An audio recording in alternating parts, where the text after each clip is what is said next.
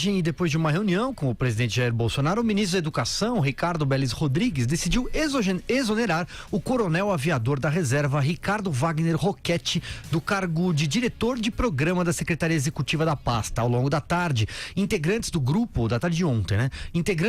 do filósofo e escritor Olavo de Carvalho, divulgaram nas redes sociais que Bolsonaro pediu ao ministro o afastamento de Roquette. O militar da aeronáutica está no centro de uma disputa envolvendo os olavistas, militares e técnicos em cargos comissionados no Ministério. No final de semana, integrantes do grupo de Olavo de Carvalho acusaram Roquette de isolar o ministro Vélez Rodrigues e ser o responsável pelo afastamento deles. Começa com você dessa vez, Joel. Olha, a gente está assistindo aqui de fora uma briga dentro aí do Ministério da Educação, dois lados em uma contenda muito acirrada, mas não é possível dizer que nenhum dos lados seja particularmente bom, viu, ou promissor aí. Então, a gente assistiu primeiro o tal do, entre aspas, expurgo dos olavetes, dos olavistas lá do Ministério, pessoas também que não tem nada a ver com os problemas reais da educação, não conhecem, não estão nem na página do debate atual, não estão nem dentro da discussão. É gente que acha que combater comunismo, trazer algumas noções religiosas para o ensino, enfim, gente muito distante do real debate da educação brasileira, que é um dos temas mais importantes do Brasil. Então esses olavistas aí foram tirados inicialmente, agora o inimigo deles lá dentro, esse coronel Roquette, também sai a pedido dos olavistas que fizeram uma contraofensiva. Agora, até onde eu pude entender, esse Roquette esteve ligado à elaboração, junto com o ministro Vélez Rodrigues, da tal da circular ali para as escolas, aquele fracasso retumbante, aquela coisa horrorosa, tinha até ilegalidades ali, o próprio ministro teve que voltar atrás. Então me parece que ele também não representa nada muito promissor aí para o Ministério da Educação. E olha, dá para entender que o Jair Bolsonaro, tendo se eleito em parte em cima de um discurso ideológico, de um núcleo ideológico, queira dar alguns ministérios ou algumas áreas aí do seu governo justamente para esse núcleo, que inclui, vamos lembrar, os seus filhos, né? Carlos e Eduardo Bolsonaro, dois seguidores assim, completos, resolutos do Olavo de Carvalho. Agora, que o Ministério da Educação esteja entre as coisas entregues, daí é criminoso com o Brasil. Criminoso no sentido moral, obviamente, que eu estou falando, que a educação brasileira, algo que a gente fica a dever para milhões e milhões de jovens e crianças, uma lacuna tão séria, seja dado para pessoas despreparadas, pessoas que não conhecem os seus problemas, pessoas que não trabalham com isso, enquanto existia gente séria e competente querendo trabalhar junto do presidente Jair Bolsonaro, que não eram petistas nem nada, eram críticos, porque o PT foi desastroso na educação também, vamos lembrar disso. O PT abandonou a educação básica brasileira, toda aquela retórica social e tudo mais, mas na prática abandonou, não fez nada. Fez na educação superior algumas medidas aí muito questionáveis também, aqui talvez não é o momento de discuti-las, mas abandonou. E agora seria o momento, a saída seria o momento, algo de positivo foi feito no governo Michel Temer, mas não foi o foco também. Agora era um momento bom para algo mais sério nesse sentido. E a gente está se vendo uma discussão aí entre pessoas totalmente de fora. Me parece que o ministro Vélez Rodrigues pode até ser um bom intelectual, mas está despreparado, está desqualificado para o cargo que ocupa. E mais, foi usado, no mínimo, todo mundo tem que reconhecer, o ministro foi usado aí. Se permitiu que um tal puxa-saco aí fizesse a cabeça dele, agora saiu um, sai outro.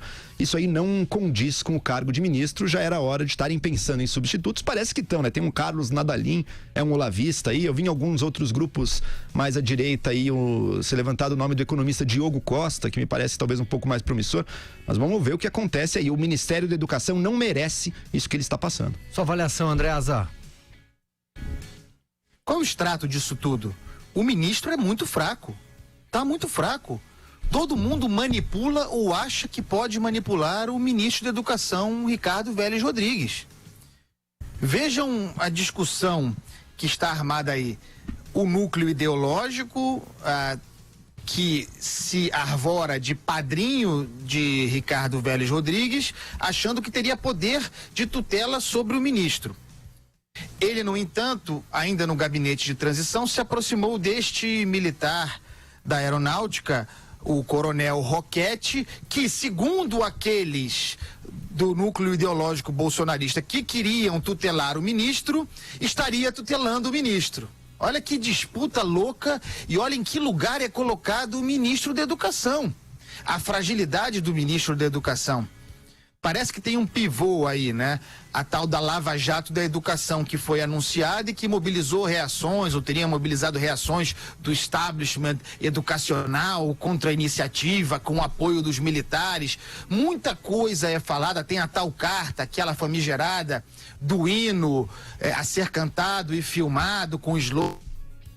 Conjunto do qual se depreende a fraqueza, a inépcia, infelizmente, a incapacidade do ministro.